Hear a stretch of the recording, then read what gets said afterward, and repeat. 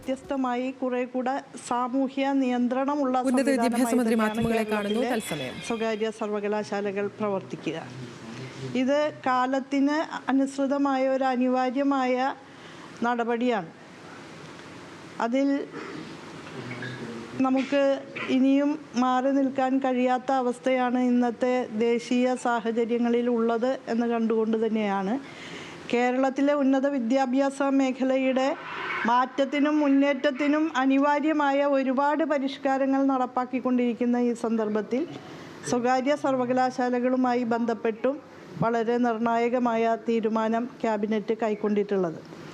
ഈ സ്വകാര്യ സർവകലാശാല ബില്ലിനോടൊപ്പം തന്നെ നിലവിലുള്ള സർവകലാശാല നിയമങ്ങളെ കാലാനുസൃതമായിട്ട് പരിഷ്കരിക്കുന്നതിനുള്ള മറ്റൊരു ബില്ലും ക്യാബിനറ്റ് ഇന്നലെ അംഗീകരിക്കുകയുണ്ടായി. അതിനെക്കുറിച്ച് മാധ്യമങ്ങളിലൊന്നും കാണുകയുണ്ടായില്ല. നമ്മുടെ പൊതു സർവകലാശാലകളെ വലിയ രീതിയിൽ ഊർജം പകരാവുന്ന വിധത്തിൽ മാറ്റങ്ങളിലേക്ക് നയിക്കാൻ സാധിക്കുന്ന വിധത്തിലുള്ള ക്രമീകരണങ്ങളാണ് അതുമായി ബന്ധപ്പെട്ട് ഉണ്ടായി വരിക. അപ്പോൾ അതുകൂടി നമുക്ക് ഏറെ പ്രസക്തിയോടെ കാണേണ്ടുന്ന കാര്യമാണ് എന്നാണ് എനിക്ക് പറയാനുള്ളത്. എതിർപ്പെന്ന് പറയാൻ പറ്റില്ല. ഓരോ പാർട്ടികൾക്കും അവരവരുടേതായ അഭിപ്രായങ്ങൾ ഉണ്ടാവുമല്ലോ. ആ അഭിപ്രായങ്ങളെല്ലാം ഉൾക്കൊണ്ടുകൊണ്ട് ഏകാഭിപ്രായത്തോടെ ഐക്യകണ്ഠേനയാണ് ഈ ബില്ല് ഇപ്പോൾ ക്യാബിനറ്റ് അംഗീകരിച്ചിട്ടുള്ളത്. അവർ പൂർണ്ണമായിട്ടൊന്നും എതിർത്തിട്ടില്ല. അവർ വളരെ ചെറിയ ചെറിയ കാര്യങ്ങളിലാണ് ഭേദഗതി ആവശ്യപ്പെട്ടത്. ഭേദഗതി എന്ന് പറയാൻ പറ്റില്ല, മാറ്റം അവരാവശ്യപ്പെട്ടു ചില കാര്യങ്ങളിൽ. പ്രത്യേകിച്ച് ഉന്നത വിദ്യാഭ്യാസ മന്ത്രി ഈ സർവകലാശാലകളുടെ വിസിറ്ററായി പ്രവർത്തിക്കണം എന്നുള്ള ഒരു ഘടകം ആ ബില്ലിൽ ഉൾച്ചേർന്നിട്ടുണ്ടായിരുന്നു. അപ്പോൾ അവരാവശ്യപ്പെട്ടു അതാത് സർവകലാശാലകളുടെ ജൂറിസ്ഡിക്ഷനുമായി ബന്ധപ്പെട്ട് പല മന്ത്രിമാരും ആകാവുന്നതാണ് എന്നൊക്കെയുള്ള നിലയിൽ അഭിപ്രായപ്പെട്ടപ്പോൾ എന്നാൽ അത് വേണ്ടതില്ല, ഗവൺമെൻറ് ഈ സ്വകാര്യ സർവകലാശാലകളുടെ കാര്യത്തിൽ ആ നിലയിൽ ഇടപെടേണ്ടതില്ല എന്ന് തീരുമാനിക്കാനുണ്ടായത്. അതേസമയം തന്നെ ഗവൺമെൻറ്റിന് കൃത്യമായ നിലയിൽ റെഗുലേറ്റ് ചെയ്യാൻ കഴിയുന്ന മെക്കാനിസം ഈ ബില്ലുമായി ബന്ധപ്പെട്ടുള്ള പ്രൊവിഷൻസിൽ ഉറപ്പാക്കിയിട്ടുണ്ട്. കൂത്തുപറമ്പ് രക്തസാക്ഷിത്വം ഉൾപ്പെടെയുള്ളത് ചൂണ്ടിക്കാട്ടിയാണ് പ്രതിപക്ഷം ഈ ബില്ലിനോടുള്ള ഇടതുപക്ഷത്തിന്റെ ഇപ്പോഴത്തെ സമീപനത്തെ ചോദ്യം ചെയ്യുന്നത്. ഇത് ഈ ഉന്നത വിദ്യാഭ്യാസ മേഖലയിൽ കാലാനുസാരിയായ പരിഷ്കരണങ്ങൾ കൊണ്ടുവരുന്നത് സംബന്ധിച്ചുള്ള റെക്കമെൻഡേഷൻസ് സമർപ്പിച്ച ശ്യാമേനോൻ കമ്മീഷൻ റിപ്പോർട്ടിലടക്കം ഇന്നത്തെ കാലത്ത് സ്വകാര്യ സർവകലാശാലകൾ അനുവദിക്കാതിരിക്കുന്നത് നമ്മുടെ സമൂഹത്തിന് മുന്നോട്ടുള്ള പ്രയാണത്തിൽ സമകാലിക സാഹചര്യങ്ങളിൽ പ്രയാസമുണ്ടാക്കും എന്ന് സൂചിപ്പിക്കുകയുണ്ടായി. തന്നെയല്ല, എത്രയോ വർഷങ്ങൾക്ക് മുൻപ് നമ്മൾ കൈക്കൊണ്ട ഒരു നയത്തിന്, അതിൻ്റെ നിലപാടുകൾക്ക് ഇന്നത്തെ സാഹചര്യത്തിൽ അതിനനുസൃതമായ രീതിയിലുള്ള മാറ്റങ്ങൾ വരുത്തേണ്ടതായ ഉത്തരവാദിത്വവും നമുക്കുണ്ട്.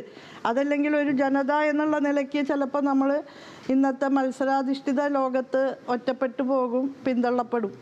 അപ്പോൾ ഒരു മൂർത്ത സാഹചര്യങ്ങൾക്ക് അനുസൃതമായിട്ട് തീരുമാനമെടുക്കുക എന്നുള്ളത് ഒരു മാർക്സിയൻ നിലപാടിൻ്റെ ഭാഗമായി കൂടിയാണ്. നമ്മുടെ ഇപ്പോഴത്തെ മൂർത്ത സാഹചര്യങ്ങൾക്കനുസരിച്ച് മൂർത്തമായ തീരുമാനങ്ങൾ കൈക്കൊള്ളുക എന്നുള്ളത് നമ്മുടെ ഒരു ബാധ്യതയാണ്.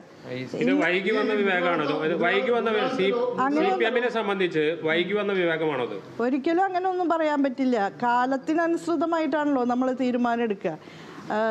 ഈ ലോകത്ത് ഇന്ന് നടക്കുന്ന മാറ്റങ്ങൾക്ക് അനുസൃതമായിട്ട് മുന്നോട്ട് പോകുക. ഇപ്പം തന്നെയും കേരളത്തിൻ്റെ ഉന്നത വിദ്യാഭ്യാസ മേഖലയിൽ ഏറ്റവും അധികം സ്വകാര്യ സ്ഥാപനങ്ങളാണുള്ളത്. എയ്ഡഡ് സ്ഥാപനങ്ങളും അൺഎയ്ഡഡ് സ്ഥാപനങ്ങളുമാണ് 80% കേരളത്തിൻ്റെ ഉന്നത വിദ്യാഭ്യാസ മേഖലയിലുള്ളത്.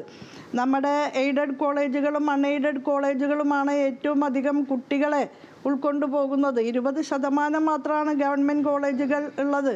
ആ പശ്ചാത്തലത്തിൽ നമ്മൾ സ്വകാര്യ സർവകലാശാലകൾക്ക് അസ്പൃശ്യത കൽപ്പിക്കേണ്ടതില്ല എന്നുള്ളതാണ്. പ്രത്യേകിച്ച് മലയാളികളായിട്ടുള്ള പ്രവാസികൾ ഉൾപ്പെടെ ഈ ഒരു കാര്യം നല്ല രീതിയിൽ നമ്മുടെ വിദ്യാർത്ഥി സമൂഹത്തിന് പ്രയോജനകരമായ വിധത്തിൽ മികച്ച ഉന്നത വിദ്യാഭ്യാസ സാഹചര്യങ്ങൾ പ്രദാനം ചെയ്യാൻ ഒരുക്കമാണ് എന്ന് മുന്നോട്ട് വരികിൽ നമുക്ക് ആ സാധ്യതകൾ പ്രയോജനപ്പെടുത്താം.